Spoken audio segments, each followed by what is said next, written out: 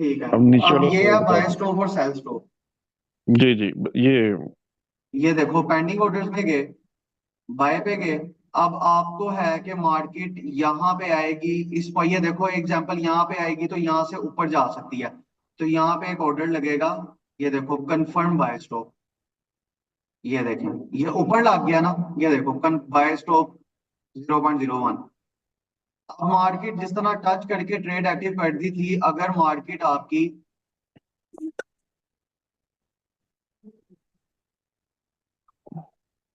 इस पॉइंट से आप जा रही है इस पॉइंट को टच किया, तो यहाँ से आपकी ऑटोमेटिकली एक बाय की ट्रेड एक्टिव हो जाएगी। आई समझ बाय स्टॉप की? नहीं। नहीं आई? नहीं। ये सर ये का बहुत मुश्किल है भाई साहब, मुझे भी मुश्किल थोड़ी है सी। यार, इसमें तो पेंडिंग ऑर्डर्स है, इसमें इतना क्या मुश्किल है? रुको मैं आपको यहाँ पे असल में ना लाइव अकाउंट पे आप शुरू में आते हो फौरन घबरा जाते हो, आपको छोड़ो वहां से, आपको ये देखो 1 मिनट। अरे सबसे पहले आप देखो सेल स्टॉक को देखो, सेल चल, स्टॉक। ठीक है। ठीक है। आपने एनालिसिस किए, एक रेजिस्टेंस ड्रॉ की, ये भी आप छोड़ दो क्या है यहाँ पे। आपने अपने एनालिसिस किया, एक जो हमने पढ़ने अभी पढ़े नहीं है, ये चीज क्लियर कर लो पहले। आपने एनालिसिस किया है कि यार मार्केट ये मूव द एरिया, मार्केट इधर आएगी, उसके बाद अगर इस पॉइंट को टच करेगी, तो मेरे एनालिसिस ये है कि ये ब्रेक करके वापस डाउन चली जाएगी। ठीक है, ये चीज ठीक। क्लियर है?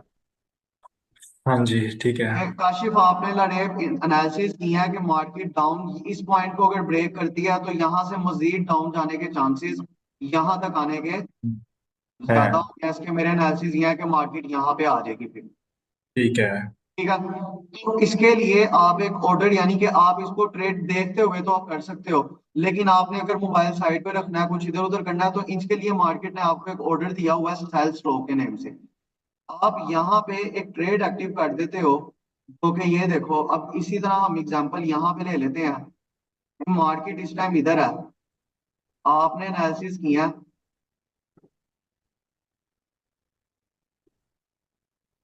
कि मार्केट इस पॉइंट के बाद मजीद डाउन जा सकती है। इस पॉइंट के बाद मार्केट मजीद डाउन डाउन जाएगी। जा। ठीक है, यहाँ पे आप सेल का एक ऑर्डर लगाते हो पेंडिंग।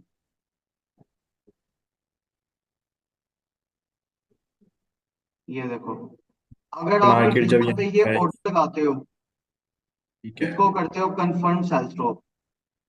अब होगा कि आप मार्केट इस टाइम यहाँ पे है इस पॉइंट पे, मार्केट जैसे ही इस पॉइंट पे आएगी, इसको टच करेगी, मार्केट हाँ, आपकी जिस तरह बाई की ट्रेड हमारी एक एक्टिव हुई थी, यहाँ से हमारी सेल की ट्रेड ऑटोमेटिकली एक्टिव हो जाएगी। ठीक है, वो चाहे हम ऑनलाइन हैं चाहे नहीं चाहे है, जब ऑनलाइन हो चाहे मार्केट। नहीं ऑनलाइन हो, वो नहीं इशू नहीं है। यहाँ पे जब ट्रेड एक आपकी एक्टिव हो गई है सेल की, जैसे ही मार्केट इस पॉइंट पे आई, आपकी सेल की ट्रेड एक्टिव हो जाएगी। कि अगर हम एक्टिव हैं, काम कर रहे हैं बैठे मोबाइल पे लैपटॉप पे, तो हमें ये सेल स्टॉप लगाने की जरूरत नहीं है क्योंकि हम खुद नहीं, एक्टिव हैं, लेकिन ये अगर देखो, हमने। ये आगे जाके मजीद जैसे आप ट्रेडिंग को जैसे जैसे सीखते हो ना, फिर आपको ये टर्म्स यूज करनी पड़ती हैं। एग्जाम्पल, ठीक अब है। मैंने ये ना बात की चीजें हैं, अभी मैं आपको बताऊंगा तो आप कंफ्यूज हो जाओगे। अब ये देखो ओके। स्प्रेड की वजह से ना, देखो हमने ये पेंडिंग ऑर्डर लगाया था बाय लोड 0.01 का ऊपर, हाँ जी। मार्केट देखो यहाँ तक गई है, ऑर्डर लगा हुआ है, ये स्प्रेड की वजह से ना ऑर्डर इसने पकड़ लिया। अब ये देखो ओपन पोजीशन देखो। सर ये स्प्रेड क्या होता है, जरा ये बता मैं दीजिए। स्प्रेड आपको समझाता हूँ अभी।